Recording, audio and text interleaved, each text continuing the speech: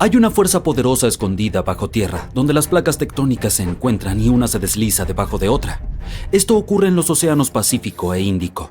La tensión se acumula durante siglos. La presión es insoportable hasta que un megaterremoto se desata. La Tierra tiembla con una magnitud que puede superar los 9 puntos, más que cualquier otro terremoto. Cuando el fondo del mar se eleva repentinamente, envía una enorme onda a través del agua y sale un tsunami de gran fuerza. Estas olas se llaman teletsunamis y atraviesan cuencas oceánicas enteras, listas para apoderarse de las costas a miles de kilómetros de distancia. La falla de empuje se extiende a lo largo de 960 kilómetros. La Tierra no solo tiembla, parece que se está desgarrando. Este es el poder de un terremoto de megasubducción. Aquellos atrapados en su camino tendrán que luchar por sus vidas. Las autoridades japonesas recientemente tuvieron que emitir su primer aviso de megaterremoto. Esto ocurrió debido a un fuerte temblor en el borde de la zona del fondo oceánico de la fosa de Nankai. Al final, la mayoría de las advertencias se levantaron y no hubo mucho daño por el terremoto de magnitud 7,1. Algunas partes del suroeste de Japón comenzaron a sacudirse y los trenes de alta velocidad de Japón disminuyeron su velocidad para mantener la seguridad, lo que demoró el viaje para todos. Pero el alerta se mantiene, ya que todos conocen el riesgo de un megaterremoto que podría ocurrir en las próximas décadas en la fosa de Nankai.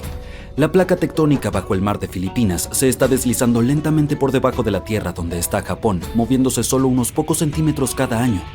Los últimos grandes terremotos de esta zona ocurrieron en 1944 y 1946, ambos con una magnitud de 8,1.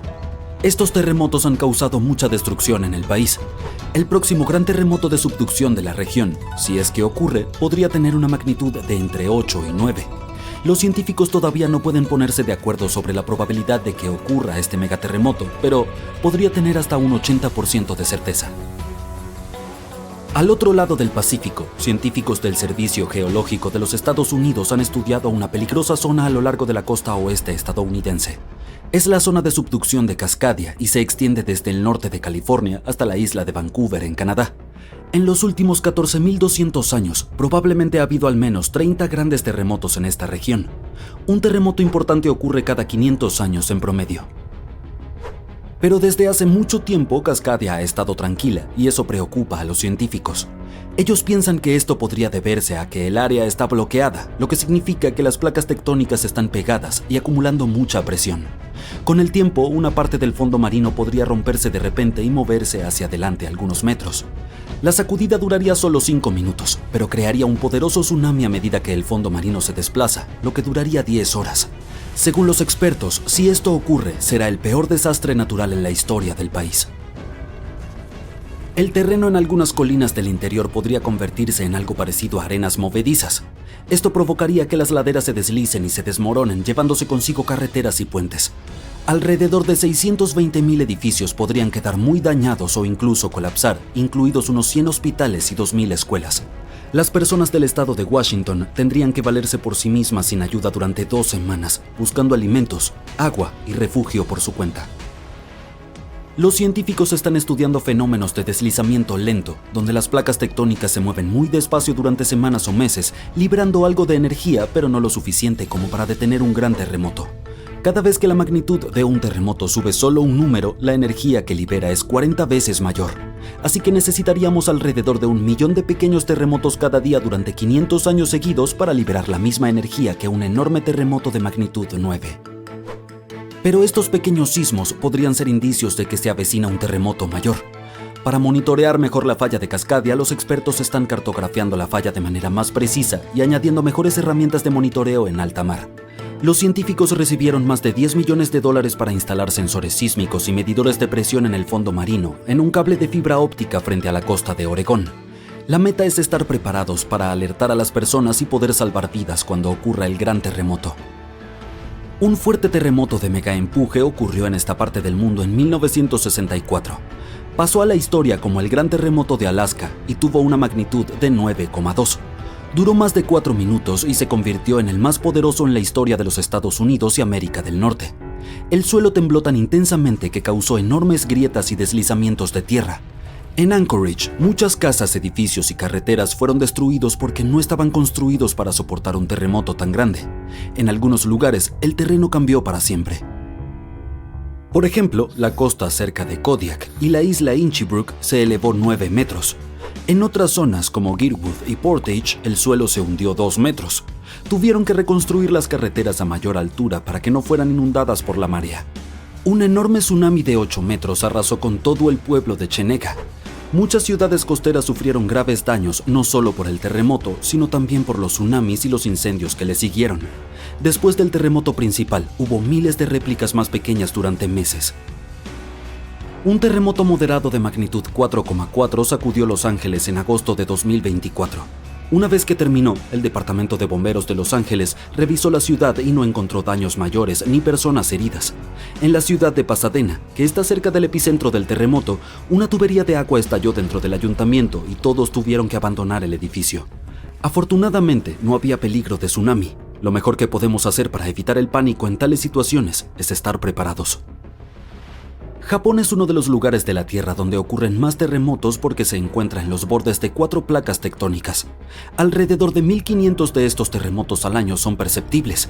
Debido a esto, la gente de Japón ha aprendido a vivir con los terremotos. La ley de 1950 estableció que los edificios deben ser capaces de soportar terremotos de hasta una magnitud de 7 sin colapsar. Una actualización de 30 años después estipuló que los edificios solo deberían tener daños menores en tales terremotos y deberían seguir funcionando con normalidad. Pero si hay alguno aún más fuerte, la ley establece que la función principal del edificio es no colapsar y salvar vidas. Los edificios se refuerzan con vigas, pilares y muros más gruesos para que puedan soportar mejor las sacudidas. Otra técnica consiste en colocar almohadillas especiales hechas de materiales como el caucho en la base del edificio. Algunos edificios incluso se construyen sobre gruesas capas de amortiguación que los separan completamente del suelo, lo que ayuda a protegerlos durante un terremoto.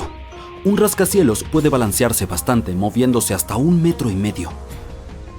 Para evitar que se dañe, los ingenieros también pueden añadir algo llamado amortiguadores cada 2 pisos hasta la parte superior. Estos amortiguadores son como bombas de bicicleta gigantes, pero en lugar de aire están llenos de líquido. Cuando el edificio se sacude, los amortiguadores presionan contra el líquido en su interior. Aunque el líquido no se comprima mucho, puede absorber parte de la vibración. Cuando están construyendo rascacielos altos, los ingenieros intentan hacer la estructura lo más simple y equilibrada posible.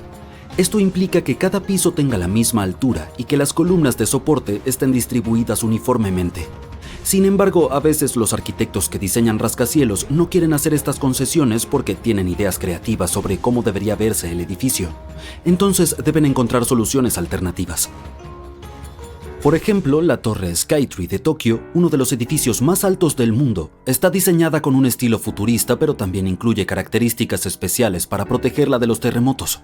Tiene un pilar central como en las pagodas japonesas tradicionales y amortiguadores sísmicos que ayudan a absorber la energía de un terremoto y mantienen el edificio seguro.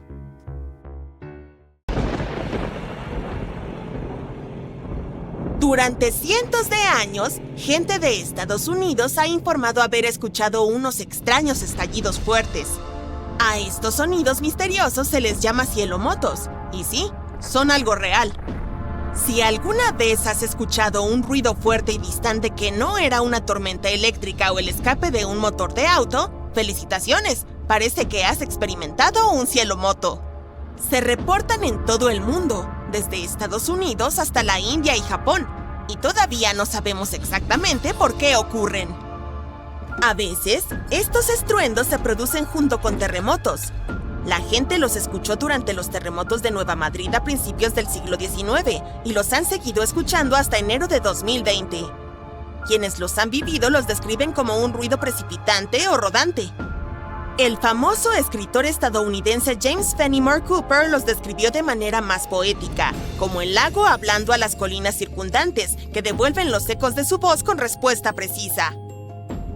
A veces, estos misteriosos estruendos ocurren en el clima frío en vez de durante los terremotos. Uno de los puntos calientes de este fenómeno está cerca del lago Seneca en Nueva York. Los llaman los cañones de Seneca. Los estruendos pueden ser tan fuertes que sacuden ventanas y puertas. En agosto de 1886, después de un terremoto ocurrido en Charleston, la gente escuchó estos ruidos durante varias semanas, al mismo tiempo que las numerosas réplicas del terremoto. En el año 2020, científicos de la Universidad de Carolina del Norte revisaron antiguos artículos periodísticos, en especial de Carolina del Norte, donde la gente ha reportado frecuentemente estos sonidos. Esperaban relacionar los ruidos con datos de terremotos, pero no encontraron ninguna conexión entre los sonidos y los sismos. Uno de los investigadores mencionó que creen que los ruidos se producen en el aire y no bajo tierra. El equipo analizó infrasonidos, que son ruidos de baja frecuencia que los humanos no pueden oír. Encontraron señales que duraban de 1 a 10 segundos y que coincidían con los momentos en que la gente reportó haber escuchado los estruendos, pero nada es certero por ahora. Algunas personas piensan que las llamaradas solares, los tsunamis submarinos o el colapso de cuevas bajo el mar causan los cielomotos. Otros creen que los sonidos provienen de aviones que producen fuertes estallidos sónicos. Pero eso no explica los registros del pasado, antes de que se inventaran los aviones. Algunos científicos creen que un tipo de meteorito, llamado bólido, causa estos ruidos. Los meteoritos explotan al entrar en la atmósfera terrestre. Si esto ocurriera sobre nubes densas, el sonido se amplificaría y viajaría lejos, pero no encontraríamos nada en el suelo. Otra idea es que el gas podría estar escapando del fondo de lagos profundos, como el lago Seneca. Si piensas que los cielomotos son extraños, permíteme presentarte los arcoíris de niebla. También se los conoce como arcoíris blancos, arcoíris fantasmas o arcoíris de nube. Se forman de manera similar a los arcoíris coloridos comunes, pero son mucho más anchos. Los arcoíris ocurren cuando hay grandes gotas de lluvia en el cielo, y siempre puedes verlos en el lado opuesto de donde está brillando el sol. Los arcoíris de niebla se forman por pequeñas gotas en la niebla o las nubes en vez de grandes gotas de lluvia, y también aparecen opuestos al sol. Si quieres ver un arcoíris de niebla, debes buscarlo en una niebla delgada cuando el sol está brillante. Podrías ver uno cuando el sol comienza a brillar a través de la niebla, o si estás cerca del océano, donde la niebla suele formarse. Debido a que las gotas de agua en la niebla son tan diminutas, los arcos de niebla no tienen colores brillantes como los arcoíris. Incluso pueden parecer blancos o tener colores tenues. Para encontrar uno, dale la espalda al sol y mira en un ángulo de unos 35 a 40 grados desde donde está tu sombra.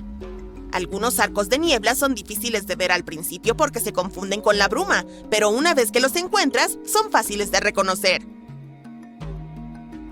El próximo fenómeno meteorológico raro al que debes estar atento es la tormenta de nieve con truenos. Es un tipo especial de tormenta eléctrica que ocurre durante una tormenta de nieve.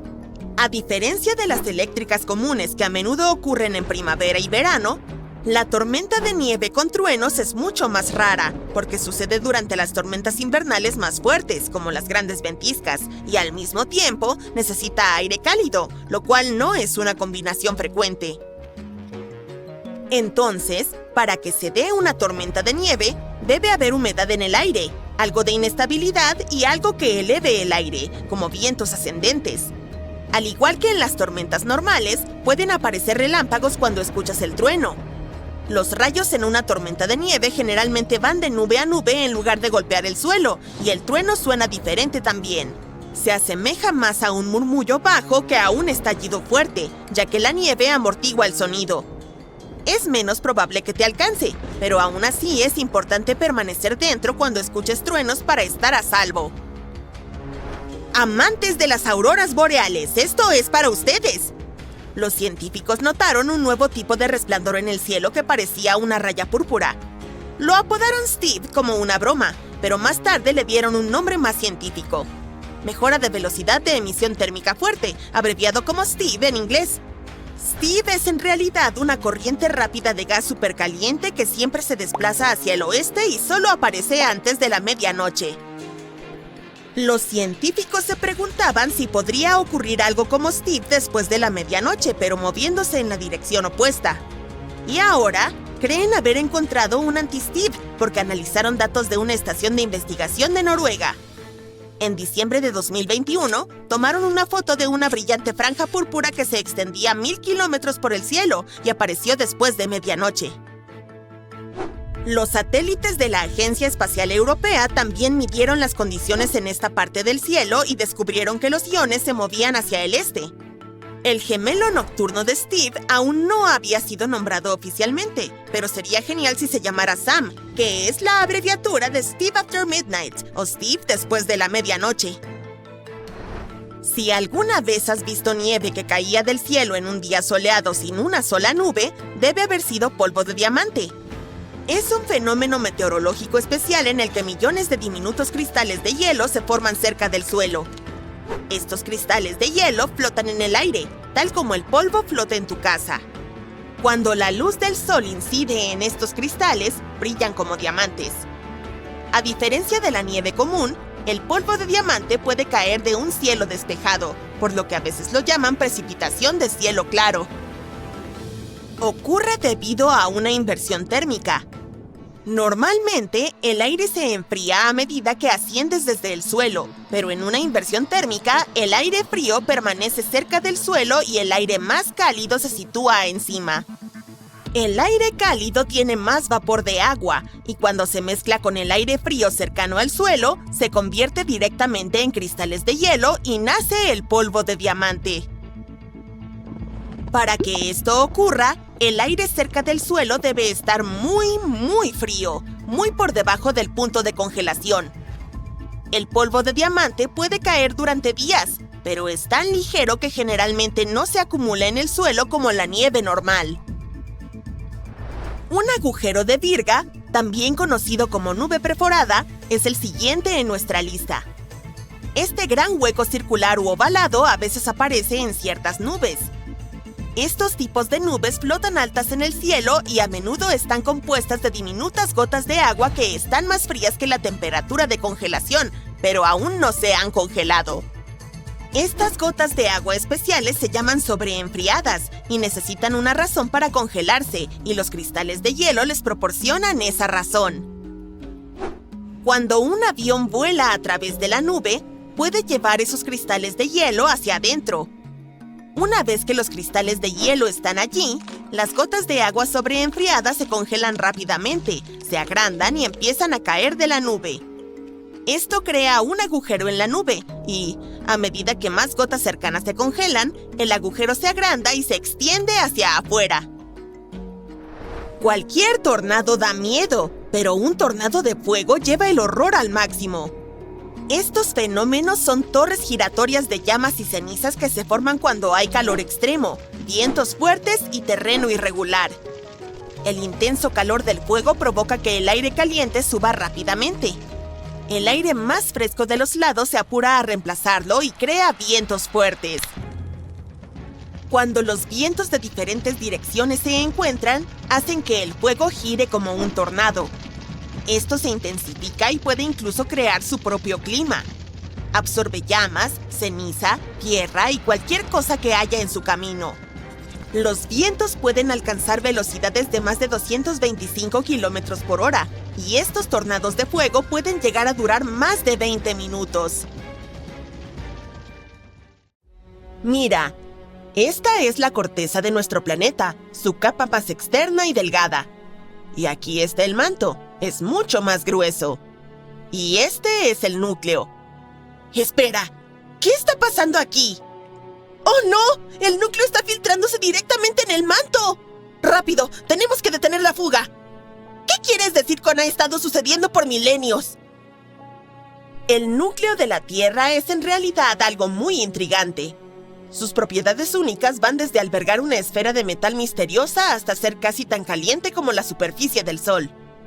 Pues bien, otra más en esta lista de enigmas. Al parecer, el núcleo de nuestro planeta está liberando gas. ¿Es peligroso? ¿Va a explotar si alguien enciende un fósforo? En realidad no. Todo se debe a que este gas es un isótopo raro llamado helio 3. El helio 3 es una versión del helio que tiene un neutrón en lugar de los dos habituales. La mayor parte del helio 3 en el universo se creó aproximadamente en la época del Big Bang, así que es algo bastante antiguo. Cuando se formó el sistema solar, este gas quedó atrapado en lo profundo del núcleo de la Tierra. protegido de colisiones espaciales y otros alborotos cósmicos, permaneció oculto en las profundidades del planeta durante miles de millones de años. Desde hace bastante tiempo sabemos que, ocasionalmente, pequeñas cantidades de helio 3 escapan a la superficie. Pero nadie conocía el mecanismo exacto de esta fuga. Hasta hace poco. El avance llegó con el descubrimiento de proporciones muy altas de helio 3 y su contraparte más común, el helio 4, en antiguos flujos de lava en la isla de Baffin. Esta isla se encuentra en el remoto archipiélago ártico de Canadá. Lo más asombroso es que estos hallazgos tienen las proporciones de helio 3 más altas que se han observado en tierra firme. La investigación reveló niveles significativos de helio 3. Esto podría significar que elementos volátiles de la nebulosa solar, esa nube de gas y polvo que dio origen a nuestro sistema solar, han permanecido en el manto terrestre desde las etapas más tempranas de la formación del planeta. El descubrimiento se realizó en unos flujos de lava que entraron en erupción hace unos 60 millones de años, durante la formación de un nuevo suelo marino cuando Groenlandia y América del Norte se separaron. Oye, pero fue de forma amistosa. El equipo de investigación, liderado por Forrest Harden del Instituto Oceanográfico de Woods Hole, utilizó técnicas avanzadas para medir el helio atrapado en los cristales de olivino dentro de las rocas. Estos cristales se formaron antes de que el magma hiciera erupción, lo que ayudó a preservar el helio mientras ascendía desde lo profundo del planeta. Los científicos encontraron alrededor de 10 millones de átomos de helio 3 por gramo de olivino. Esa es una concentración muy alta para la Tierra. El núcleo actúa como un reservorio de helio 3, almacenándolo desde la formación del planeta. Con el tiempo, pequeñas cantidades de este gas escapan hacia el manto a través de procesos como la convección del manto, que es cuando el interior rocoso del planeta se agita y se mueve como agua hirviendo. Las plumas de magma, que aparecen en el manto y ascienden a la superficie, llevan helio 3. Cuando el magma entra en erupción, la mayor parte del helio se libera a la atmósfera. Sin embargo, una parte queda atrapada en cristales dentro de la lava. Así es como los científicos pueden estudiar posteriormente su origen y su movimiento. Bien, sigamos el viaje del helio 3 en las rocas de la isla de Baffin. Comenzó al menos hace 100 millones de años. Es probable que las plumas del manto que transportaban el helio hayan tardado decenas de millones de años en llegar a la superficie. Esto significa que el helio 3 ha estado filtrándose del núcleo de la Tierra durante muchísimo tiempo. También indica que nuestro planeta muy probablemente se formó en una nebulosa solar que contenía helio 3 y otros gases nobles. La isla de Baffin es un lugar ideal para estudiar el interior profundo de la Tierra. Sus rocas volcánicas son restos de antiguos flujos de lava que erupcionaron cuando el Atlántico Norte comenzó a abrirse. Los investigadores viajaron en helicóptero a la remota isla, que cuenta con imponentes acantilados, icebergs e incluso osos polares. Las organizaciones locales ayudaron al equipo a acceder al área y garantizaron su seguridad durante la expedición. El descubrimiento de la fuga de helio 3 del núcleo plantea nuevas preguntas sobre qué otros elementos podrían estar almacenados en las profundidades de la Tierra. ¿Habrá cantidades significativas de otros elementos ligeros, como el carbono y el hidrógeno? Estos elementos son fundamentales para la vida y podrían proporcionar nuevos conocimientos sobre la habitabilidad y evolución del planeta. Por ejemplo, la densidad más baja de lo esperado del núcleo se explicaría por la presencia de estos elementos. Además, comprender el movimiento del helio 3 también podría ayudar a rastrear el comportamiento de otros gases a través del límite núcleo-manto. Pero este no es el único descubrimiento inesperado sobre el interior de la Tierra. Vamos a la meseta de Anatolia Central en Turquía. Allí, la corteza terrestre parece estar goteando lentamente hacia el interior del planeta. Este proceso, conocido como escurrimiento litosférico, todavía moldea la geología superficial de la región. El goteo litosférico ocurre cuando la parte inferior de la corteza terrestre, calentada a cierta temperatura, se vuelve viscosa y comienza a fluir hacia abajo. Imagina un líquido espeso, como miel o jarabe, fluyendo hacia un tazón. Esa es la idea. Hablando de la Tierra, esto ha estado ocurriendo a lo largo de un largo periodo de tiempo. y a medida que este material se mueve hacia abajo, arrastra la corteza, provocando que la superficie se hunda. Como resultado, vemos nuevas depresiones o cuencas. Una vez que este material pegajoso se separa de la corteza y se hunde más en el manto, la superficie se recupera y provoca que el suelo se eleve.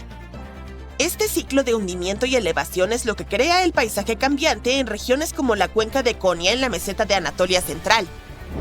Es el mismo sitio donde los geofísicos observaron signos de goteo litosférico.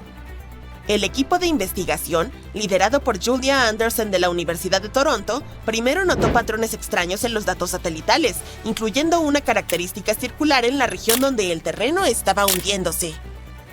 Tras examinar los datos geofísicos bajo la superficie, el equipo identificó una anomalía sísmica en el manto superior y descubrió una corteza engrosada debajo de la cuenca de Konya. Todo esto indica la presencia de material denso, probablemente resultado de un goteo litosférico. El modelo del equipo sugiere que la cuenca de Konya se encuentra actualmente en las etapas finales de este proceso. Mientras que la meseta de Anatolia Central circundante ha estado elevándose durante los últimos 10 millones de años, la cuenca de Konya se hunde a un ritmo de unos 2 centímetros por año. Aunque este número podría parecer pequeño, es bastante significativo en una región que, de otro modo, estaría en ascenso. Ciertos estudios anteriores han demostrado que la meseta de Anatolia Central se ha elevado alrededor de 1 kilómetro en los últimos 10 millones de años. Probablemente, esto ocurrió debido al goteo litosférico. Sin embargo, el descubrimiento de la cuenca de Konya revela que este proceso no es único, sino que puede ocurrir varias veces en diferentes regiones. La gota inicial que formó la meseta de Anatolia Central probablemente causó hechos secundarios que llevaron a la formación de la cuenca de Konya. Para validar su modelo, los investigadores llevaron a cabo un interesante experimento de laboratorio que simuló el proceso de goteo litosférico. Utilizaron un tanque lleno de un polímero de silicona altamente viscoso, que actuó como un sustituto del manto inferior de la Tierra. También usaron una mezcla de arcilla de modelado para el manto superior y esferas de cerámica y arena de sílice para simular la corteza. Se insertó una semilla densa en la capa superior del manto para iniciar el escurrimiento. Durante los días siguientes, los investigadores observaron que el escurrimiento descendía lentamente. Dentro de 10 horas, comenzó a caer. A las 50 horas, se había iniciado un escurrimiento secundario. Los resultados confirmaron que, incluso sin movimiento horizontal en la corteza, el proceso de escurrimiento hacía que la superficie descendiera, formando una depresión similar a la cuenca de Konya. Este experimento ha demostrado que el goteo litosférico puede causar deformaciones verticales incluso sin movimientos horizontales. Además, ha probado que un suceso puede desencadenar más goteos que pueden cambiar la superficie de la Tierra. Este descubrimiento ayuda a los científicos a comprender mejor cómo se comporta la corteza terrestre a lo largo del tiempo y cómo los procesos tectónicos pueden afectar el paisaje. Bien, ¿qué tal un dato extra? En 1692, Edmund Halley, este tipo famoso por darle su nombre al cometa Halley, sugirió que la Tierra podría ser hueca. Imaginó capas debajo de la corteza, con 2 cáscaras concéntricas y un núcleo del tamaño de Mercurio flotando en un gas brillante. Llegó incluso más lejos, especulando que estas capas internas podrían estar habitadas. Esta idea sorprendente inspiró la famosa novela Viaje al centro de la Tierra de Julio Verne. ¡Guau!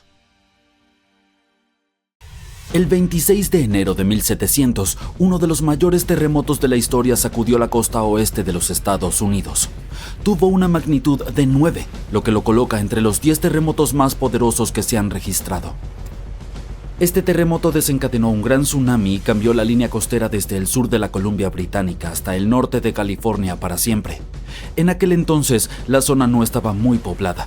Pero gracias a una investigación ingeniosa, los científicos lograron descubrir exactamente qué ocurrió ese día al analizar antiguos registros geológicos, los anillos de los árboles e incluso algo de historia de Japón.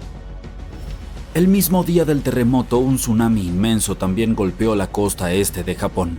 Durante mucho tiempo nadie los relacionó, pero en las décadas de 1980 y 1990, los investigadores se dieron cuenta de que el tsunami de Japón había sido causado por el terremoto del noroeste del Pacífico.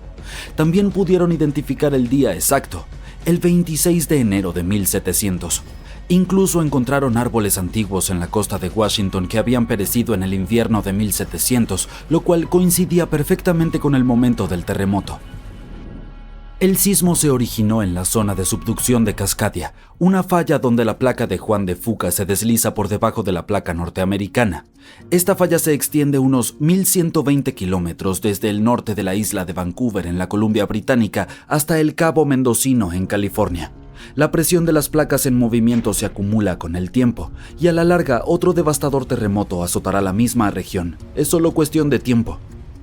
Al observar los registros geológicos, los depósitos de tsunamis pasados y los indicios de cambios en el nivel del terreno, los científicos pueden determinar la frecuencia de estos enormes terremotos.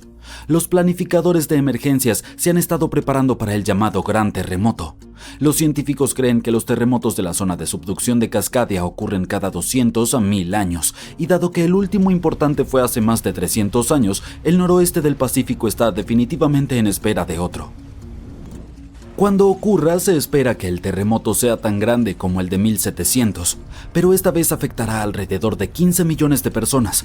La devastación será grave. Los edificios se derrumbarán, las carreteras y las pistas se agrietarán y los puentes caerán. La comunicación dentro y fuera del área quedará interrumpida. ¿Pero qué es lo peor? El terremoto desencadenará un peligroso tsunami que podría golpear partes de la costa de Washington en tan solo 10 minutos. No es cuestión de si sucederá, sino cuándo se romperá la zona de subducción de Cascadia. Cuando eso ocurra, será el peor desastre que Estados Unidos haya enfrentado, peor que el huracán Katrina o la supertormenta Sandy.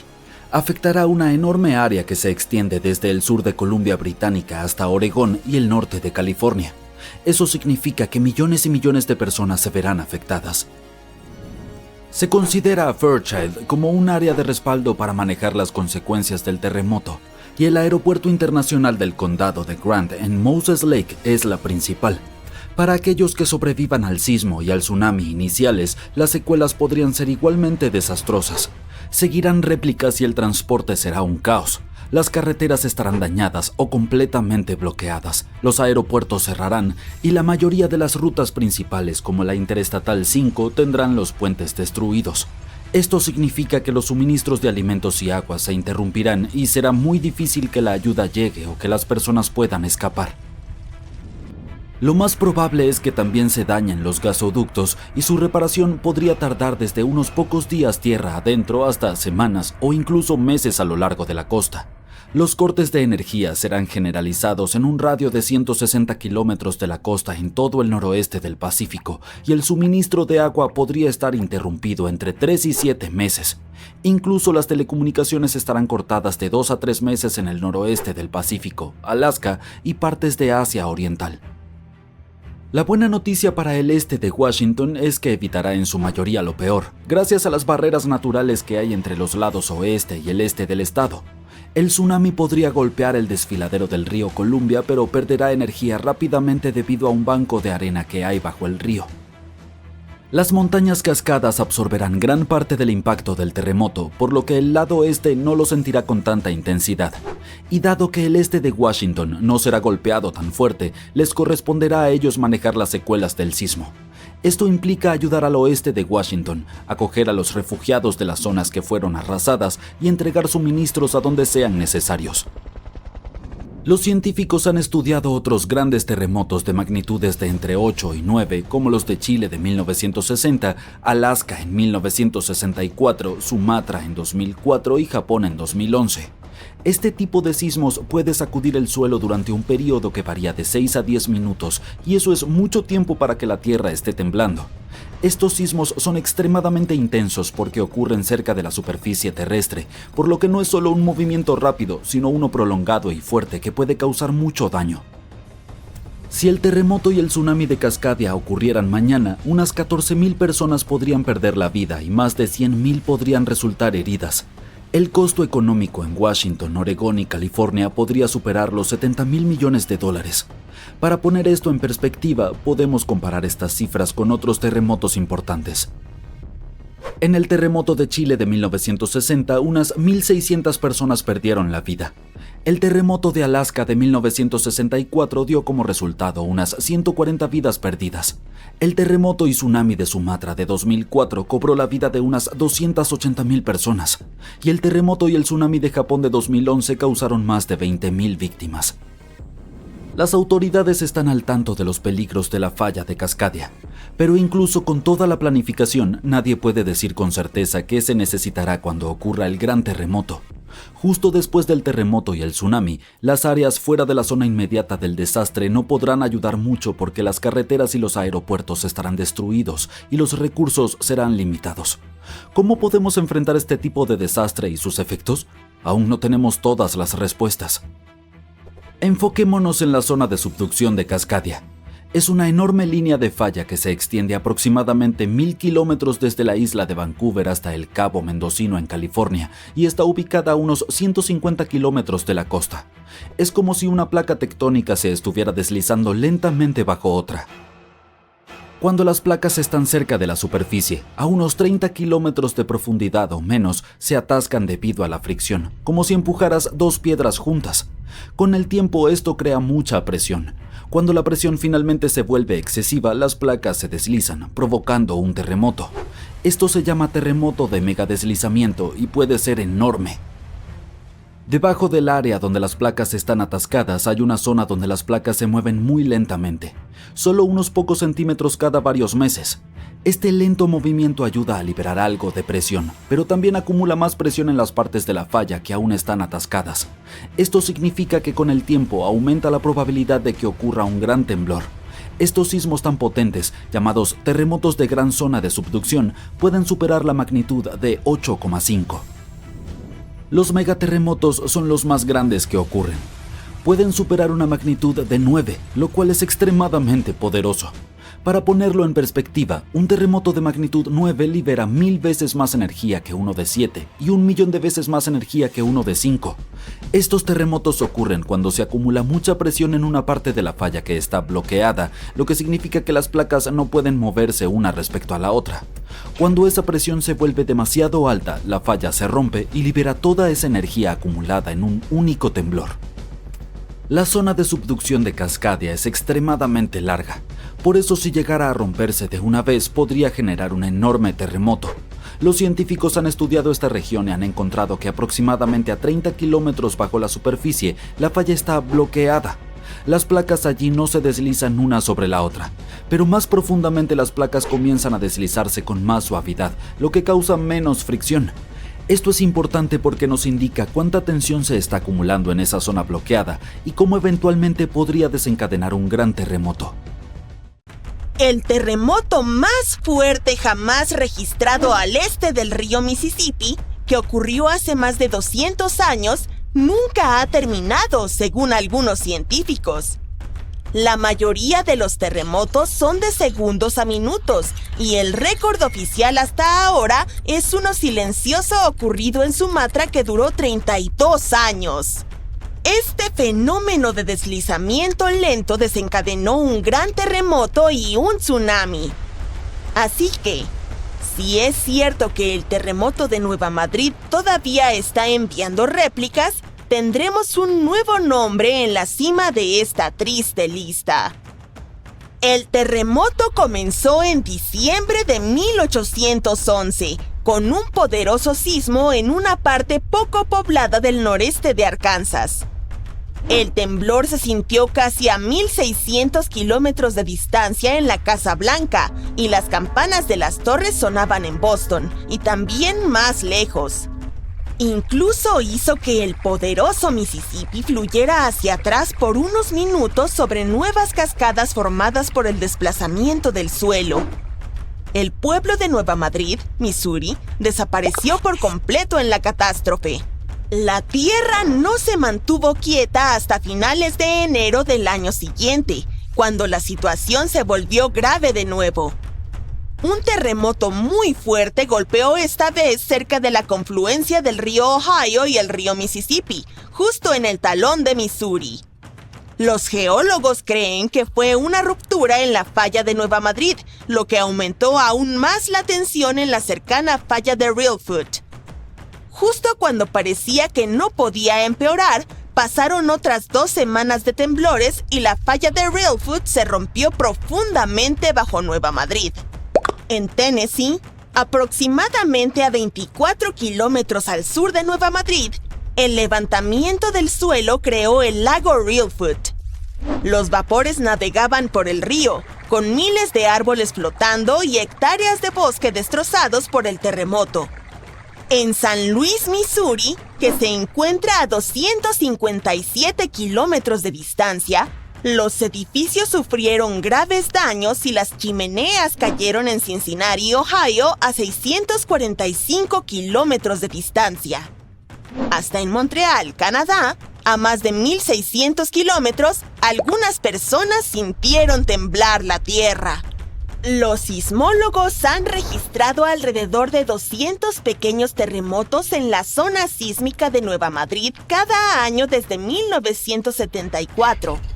Algunos investigadores creen que hasta el 30% de esos terremotos fueron réplicas de los grandes sismos de 1811 y 1812.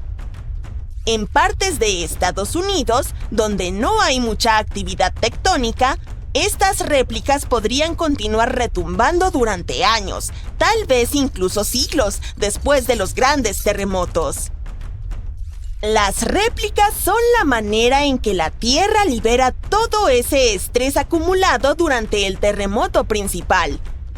Cuando el suelo tiembla debido al primer sismo, ejerce una gran presión sobre las rocas cercanas. Y cuando esas rocas ya no pueden soportarlo más, se fracturan, causando aún más temblores. Esas son las réplicas. Pueden ser bastante intensas, especialmente justo después del sismo principal, pero disminuyen en intensidad con el tiempo. No todos los científicos están de acuerdo en que los terremotos contemporáneos estén relacionados con los de hace 200 años. Generalmente asociamos las fallas con aquellas líneas donde se encuentran las placas terrestres. Pero existe toda una red justo debajo del centro de la placa norteamericana. Son como reliquias de hace 750 millones de años, cuando Norteamérica formaba parte de un supercontinente llamado Rodinia. Cuando Rodinia comenzó a fragmentarse, dejó atrás estas fallas, puntos débiles en la corteza terrestre que se extienden profundamente bajo el Medio Oeste moderno. Así se podría explicar la actividad sísmica. Un equipo internacional de geólogos decidió reconsiderar 3 grandes terremotos que sacudieron América del Norte para poner fin al debate. Utilizaron un nuevo método matemático llamado el vecino más cercano. Este método establece que si los terremotos están demasiado cerca en espacio, tiempo y magnitud para ser considerados sucesos independientes, se asume que uno ha desencadenado el otro. Dependiendo de cómo se interpreten los números, entre un 10 y un 65% de los terremotos recientes de la región podrían ser réplicas de esos terremotos históricos. Y un gran terremoto que afectó a Charleston, Carolina del Sur, a finales del siglo XIX podría explicar hasta un 72% de los sismos de la zona desde entonces. Sin embargo, no todos los lugares son iguales, por lo que el debate científico continúa. En 1774, el explorador británico James Cook notó un resplandor a lo lejos. Era el volcán del Monte Yasur, en Vanuatu. Este muchacho malo ha estado arrojando lava y cenizas desde entonces, y es muy probable que lo haya estado haciendo desde mucho antes. El volcán está en nivel de alerta desde octubre de 2016, lo que indica que la situación allí es bastante inestable. Incluso han delimitado un radio de 600 metros alrededor del cráter para mantener a las personas a salvo. Ha habido erupciones de intensidad baja a moderada, que expulsan ceniza, gas y vapor, y algunas explosiones más grandes que arrojan material fuera del cráter. Las imágenes satelitales han detectado algunos puntos de emisiones de dióxido de azufre, lo que muestra que Yasur todavía está preparando una gran tormenta allí abajo. Stromboli, una de las islas volcánicas cerca de Sicilia, oficialmente tiene el récord mundial Guinness como el volcán con erupciones continuas más largas. Ha estado mostrando un espectáculo de fuego durante más de 2.400 años ininterrumpidos. Los antiguos marineros lo apodaron el faro del Mediterráneo. La mayoría del tiempo, Stromboli solo expulsa esquirlas, pero de vez en cuando produce flujos de lava o expulsa fuentes moderadamente altas. A veces, también podrías ver explosiones impulsadas por vapor. Hace más de 200 millones de años, el mundo experimentó una transformación importante. No con una, ni con dos, sino con 4 grandes erupciones volcánicas que cambiaron las reglas del juego. Todo ocurrió en Rangelia, un gran pedazo de tierra que solía ser un volcán gigantesco que se extendía por lo que ahora son la Columbia Británica y Alaska. Esta actividad volcánica podría haber ayudado a los dinosaurios a crecer desde criaturas del tamaño de un gato hasta los gigantes que vimos en Parque Jurásico. Además, se desencadenó una temporada de lluvias de 2 millones de años, el episodio pluvial carniano. Esto hizo que el mundo fuera cálido y húmedo, y a los dinosaurios les encantó. Los investigadores excavaron profundamente en las capas de sedimento debajo de un antiguo lago de China para descubrir estos secretos. Encontraron rastros de ceniza volcánica y mercurio, claras señales de aquellas erupciones épicas. Había trazas de carbono que mostraban enormes picos en los niveles de dióxido de carbono, lo que hacía que la atmósfera se calentara y la lluvia cayera intensamente. Todo ocurrió en 4 pulsos separados, cada uno desencadenado por esas monstruosas explosiones volcánicas. Hay un lugar en un parque nacional no muy lejos de Sydney, Australia, donde un incendio ha estado ardiendo bajo tierra durante al menos 6.000 años. Lo llaman montaña ardiente y es un incendio que se quema a través de una capa de carbón bajo la superficie. Una vez que estos incendios subterráneos comienzan, son prácticamente imposibles de extinguir. Esta bola de fuego tiene hasta 9 metros de ancho y es muy caliente, pero no tiene llama. Está ardiendo lentamente. El fuego ha estado avanzando a un ritmo de aproximadamente 1 metro por año. Un granjero lo descubrió por primera vez en el siglo XIX y pensó que era un volcán. Las personas que han vivido aquí desde hace siglos creen que este lugar es sagrado. Lo han utilizado para cocinar y para fabricar herramientas y cuentan que comenzó por las lágrimas de una viuda o por la antorcha de un héroe. Pero los expertos piensan que podría haber sido un rayo o el carbón calentándose como una parrillada de verano por la interacción con el oxígeno. Algunos dicen que podría haber estado ardiendo desde antes de que los dinosaurios vagaran por la Tierra. Nadie sabe exactamente cuánto tiempo arderá esta montaña o en qué dirección se moverá el fuego. Actualmente, el carbón tiene suficiente oxígeno para arder durante siglos e incluso milenios sin intervención humana. El fuego está calentando la montaña como un horno gigante, haciendo que se agriete y se desmorone, y atrayendo más oxígeno para alimentarse. Aunque los humanos decidan actuar, estos incendios en las vetas de carbón necesitan cargamentos de agua y nitrógeno líquido para ser controlados. Hace varios años, unos exploradores notaron que el rescoldo se acercaba a un acantilado que daba a un pequeño río. Y dependiendo de lo que decida hacer la veta de carbón a continuación, podríamos ver algunos cambios dramáticos en las próximas décadas. Podría haber llamas con mucho más calor o la veta de carbón podría profundizarse, extinguirse y apagarse lentamente. El 16 de septiembre de 2023, sin previo aviso, la Tierra comenzó a zumbar. Una vibración baja y extraña reverberó a través de la corteza terrestre. Esto activó alarmas sísmicas en todo el mundo. Durante 9 días consecutivos, el planeta pulsó con este ritmo aterrador, y los científicos no tenían idea de lo que estaba ocurriendo. Mientras tanto, un desastre total estaba sucediendo en Groenlandia. No fue un terremoto, de eso estaban seguros. Podían distinguirlo por el ritmo.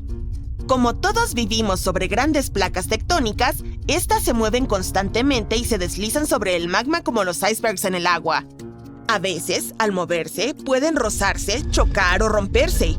En cualquier caso, todo esto provoca una increíble liberación de energía que envía ondas de choque a través del suelo. Es entonces cuando sentimos el suelo temblar literalmente, y es lo que llamamos un terremoto. Estas vibraciones que sentimos se llaman ondas sísmicas. Los sismómetros las detectan como ping o retumbos. En un terremoto típico, generan una variedad de frecuencias diferentes. Es una mezcla caótica y loca de frecuencias bajas y altas, como si se golpearan todas las teclas de un piano. Lo extraño del evento en Groenlandia fue que las señales no eran para nada así. Era una vibración constante de una sola frecuencia, como si alguna máquina antigua estuviera agitándose bajo la tierra. Como si una tecla de piano fuera presionada una y otra vez, creando un sonido repetitivo y ominoso. Resulta que lo que estaban escuchando no era el ruido de las placas tectónicas en movimiento desordenado. Era un fenómeno que los sismólogos nunca habían visto. Los días pasaban y el misterioso ruido seguía constante. Las vibraciones se repetían cada 90 segundos y resonaban alrededor del mundo. La búsqueda de respuestas se volvía cada vez más desesperada. Los sismólogos no tenían idea de con qué estaban lidiando. Tuvieron que reunir a un gran equipo internacional de 68 personas de 15 países. Todos estos científicos recopilaron datos sísmicos, imágenes satelitales y realizaron matemáticas avanzadas durante varios días. Hasta que finalmente se dieron cuenta de quién era el culpable: el agua. Todo ocurrió en una región remota y desolada del este de Groenlandia. Este lugar está lleno de fiordos, estrechas entradas del mar entre altos acantilados, como valles profundos llenos de agua rodeados de imponentes lados rocosos. En esta área, rodeada de picos escarpados y aguas heladas, el aire estaba quieto. El paisaje parecía congelado en el tiempo. Nada aquí había cambiado mucho durante años, hasta que un día... un deslizamiento de tierra colosal ocurrió en el fiordo de Dixon. Uno de esos escarpados lados de la montaña, que se eleva sobre el fiordo a casi 1220 metros de altura, colapsó en un deslizamiento masivo. Imagina un enorme trozo de esta montaña desmoronándose y cayendo estrepitosamente en el fiordo abajo. Esto envió una avalancha de roca y hielo hacia el agua. El impacto fue simplemente apocalíptico. 25 millones de metros cúbicos de escombros. Eso es suficiente hielo y roca para llenar 10,000 piscinas olímpicas o 10 grandes pirámides de Giza. Y toda esta pesadilla cayó al agua con tal fuerza que inició un tsunami de aproximadamente 110 metros de altura, más alto que la Estatua de la Libertad hacia el aire. Lo más loco es que esta ola increíblemente poderosa quedó atrapada en el fiordo por los acantilados estrechos, incapaz de escapar. Es como el agua chapoteando en una bañera cerrada. Durante 9 días, el megatsunami continuó agitándose a través de él. Por eso escuchamos este zumbido interminable. Era un vaivén rítmico del agua golpeando contra las paredes. Las ondas de choque se propagaban profundamente en la corteza terrestre, vibraciones tan fuertes que fueron detectadas por sismómetros en todo el mundo. Este fue un fenómeno tan raro, tan sin precedentes, que dejó a los científicos atónitos. Resultó ser una tormenta perfecta de elementos. Un glaciar, debilitado por años de calentamiento, ya no podía soportar el peso de la montaña encima. Este colapso era inevitable, y el caos literalmente sacudió la Tierra hasta su núcleo.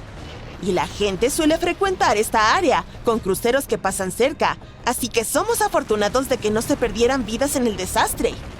Sin embargo, fue una situación crítica. Un crucero turístico, varado en la zona apenas 2 días antes, escapó por pura suerte del alcance del tsunami. Pero eso no significa que no haya habido pérdidas. Las olas destruyeron un sitio inuit cercano, que había permanecido intacto por más de 200 años. También arrasaron con las chozas de una estación de investigación que estaban a unos 70 kilómetros de distancia. Las vibraciones viajaron desde Groenlandia hasta el Polo Sur en menos de 1 hora. Esto solo demuestra cuán peligrosos pueden ser los eventos como este. Y este no es el único lugar donde están ocurriendo tales catástrofes. En la hermosa comunidad de Ranchos Palos Verdes, California, el suelo se está desplazando tan rápidamente que está destruyendo casas.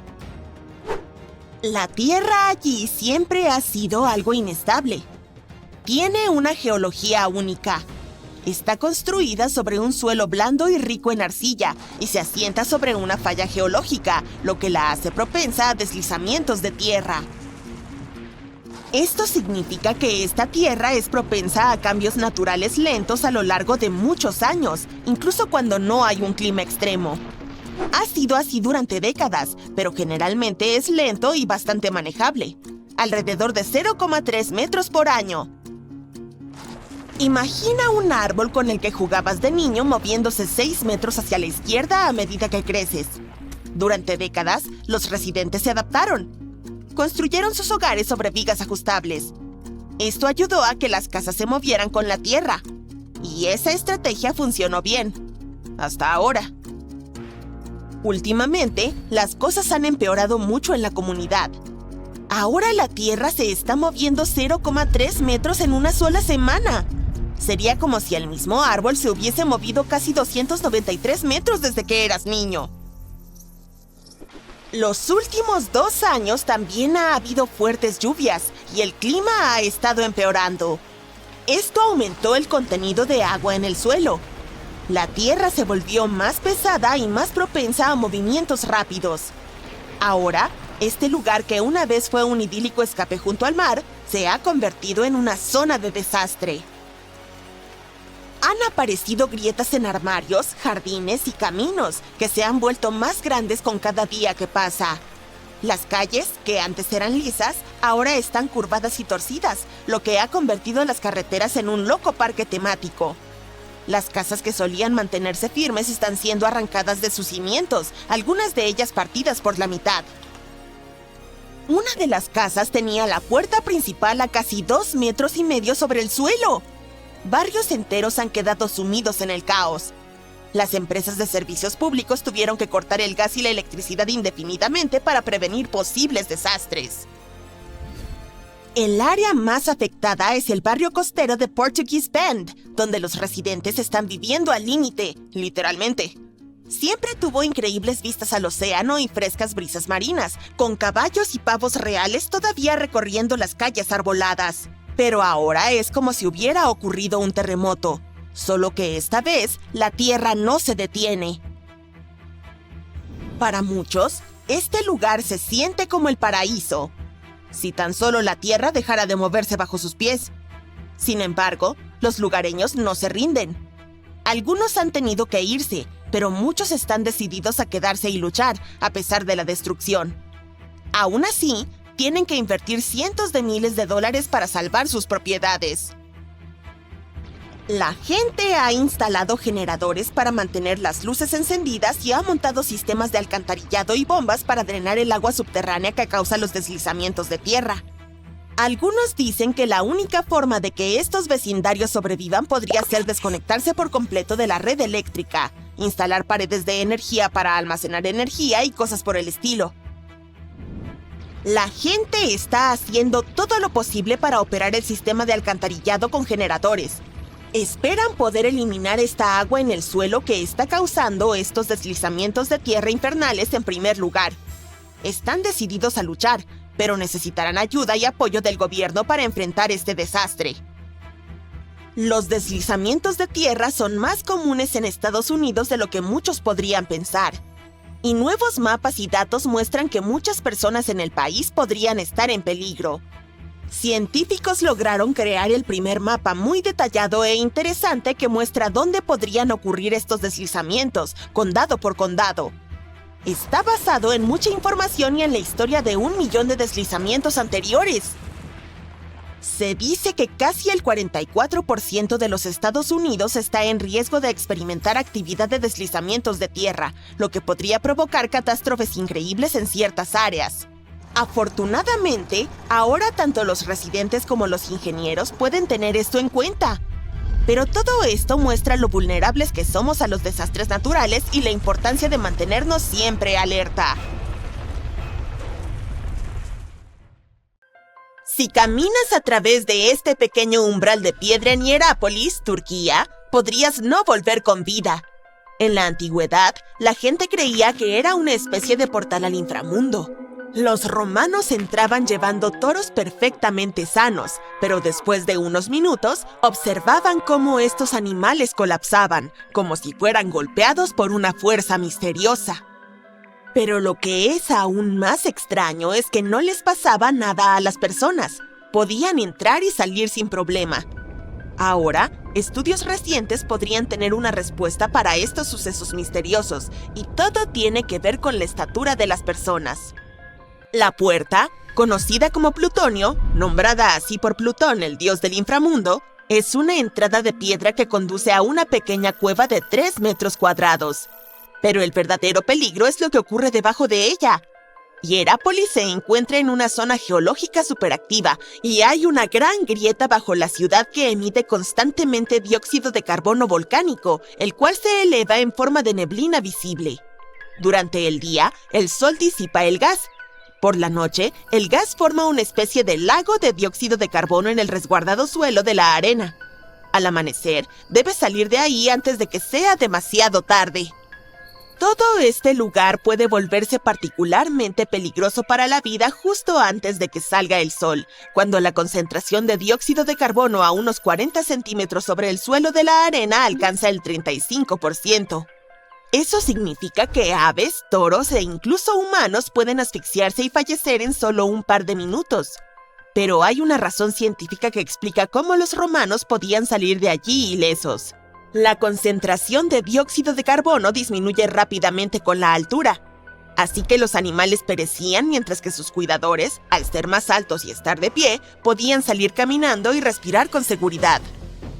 La mayoría de la gente no puede quedarse dentro del fuerte de Bangar después del atardecer. Este fuerte del siglo XVI, ubicado a unos 235 kilómetros de Delhi, es conocido como uno de los lugares más embrujados de la India. Durante el día, esta zona está llena de visitantes que caminan por la puerta principal de esta antigua y grandiosa ciudad fortificada y exploran las ruinas de templos y palacios. Pero también verán este gran cartel en la entrada que advierte a todos que el acceso está estrictamente prohibido después del anochecer. Probablemente sea porque, por la noche, según los lugareños, se puede escuchar a mujeres gritando y llorando en ese lugar, junto con el sonido de brazaletes rompiéndose y música extraña. Otros han reportado haber visto figuras sombreadas y luces parpadeantes entre las ruinas, e incluso haber olido un perfume extraño flotando alrededor. Yawata no Yabushirazu es uno de los bosques más restringidos de Japón, ubicado en Ichikawa. El bosque en sí tiene un área pequeña, que cubre poco más de 33 metros cuadrados, y es principalmente una densa extensión de bambú mozo. Su ubicación junto a un estacionamiento y edificios modernos lo hace parecer menos intimidante, pero no te dejes engañar por su apariencia. Desde al menos a principios del siglo XIX, se ha dicho que cualquiera que entre en este bosque está destinado a desaparecer y nunca volver a ser visto. Así que tan pronto como llegas, un letrero cerca del bosque te informa sobre su historia y la maldición que se cree que está relacionada con él. Algunos rumores sugieren la espeluznante presencia de un antiguo señor samurái que deambula por allí. Otras leyendas dicen que el bosque oculta un pozo sin fondo lleno de gas venenoso. Ya sea que estas historias sean verdaderas o no, hoy en día el área está rodeada por muros de piedra y la entrada sigue estando estrictamente prohibida. En un valle llamado el Bosque de la Entrada Oscura de Connecticut encontrarás Dudley Town, y definitivamente no deberías entrar. No solo ha sido propiedad privada desde la década de 1920, sino que también es conocido como uno de los lugares más espeluznantes de la Tierra. Este sitio fue colonizado por primera vez a principios de la década de 1740, y muchos de los primeros colonos provenían de la familia Dudley, por eso se le llama Dudley Town. Existe el rumor de que los fundadores del pueblo eran descendientes de Edmund Dudley, un noble inglés que perdió la vida por traición. La leyenda cuenta que esta maldición siguió a la familia Dudley hasta América, cruzando todo el Atlántico. Y se dice que su desgracia es responsable de los fallos en las cosechas, problemas mentales y varios incidentes trágicos ocurridos en el pueblo. Otra vez, son solo rumores, ya que los historiadores no han encontrado evidencia que respalde estas afirmaciones. Aún así, el entorno completamente oscuro y la espeluznante atmósfera tipo Blair Witch que se sentía en ese lugar alimentaron historias de fantasmas en la década de los 80. Esto llevó a numerosos casos de vandalismo en la década siguiente, y debido a eso, los propietarios cerraron el área al público. Este viejo edificio abandonado fue el lujoso palacio de la familia del rey Farouk, quien fue el penúltimo rey de Egipto allá por 1936. Después de que los miembros de su familia fallecieron, el palacio se convirtió en una morgue. Los lugareños dicen que hoy en día todo el lugar es escalofriante e inaccesible. Algunas personas han reportado ver bombillas parpadeando y sombras que se movían y oían ruidos extraños. Una vez, unos niños entraron y se asustaron horriblemente cuando descubrieron que todas las puertas habían desaparecido repentinamente, dejándolos en completa oscuridad. No tuvieron más opción que comenzar a gritar pidiendo ayuda. Esta isla hawaiana ha estado fuera del alcance de las personas durante más de un siglo. Se llama Niihau y es la isla habitada más pequeña de Hawái, que cubre aproximadamente 180 kilómetros cuadrados. Tiene alrededor de 84 residentes. La isla no tiene servicio de telefonía celular, caminos pavimentados ni líneas eléctricas, solo paneles solares para electricidad. Una sola familia ha sido propietaria de la isla desde 1864, cuando un granjero escocés la compró por $10,000, lo que hoy serían alrededor de $250,000. La isla ha permanecido en la familia y pasó a sus descendientes, los Robinson. Desde entonces, la han mantenido privada, por lo que el acceso está restringido y básicamente es solo por invitación.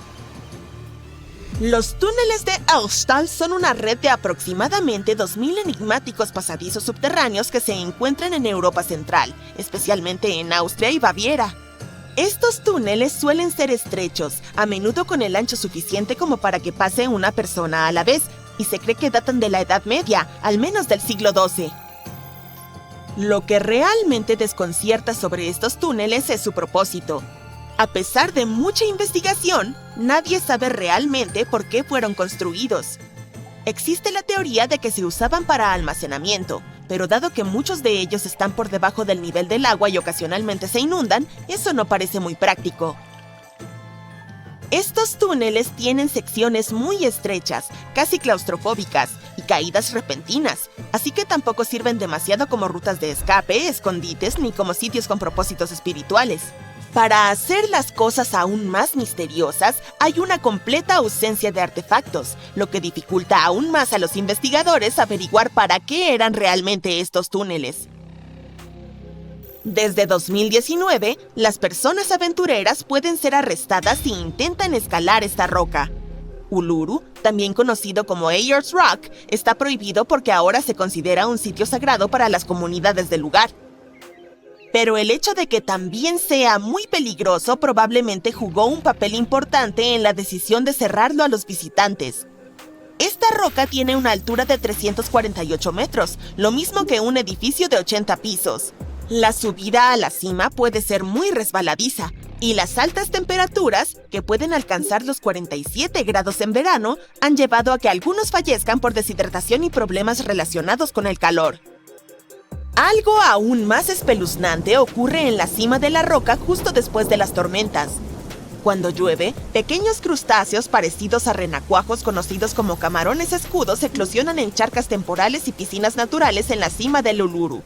Estas criaturas de apariencia extraterrestre miden unos 7 centímetros de largo y esparcen sus huevos superresistentes por todas partes.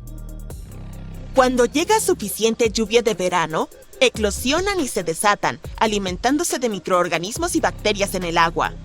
Aún no está claro cómo estas extrañas criaturas terminan en los efímeros charcos de la cima del Uluru, pero la explicación más probable es que sus huevos podrían llegar allí con el viento.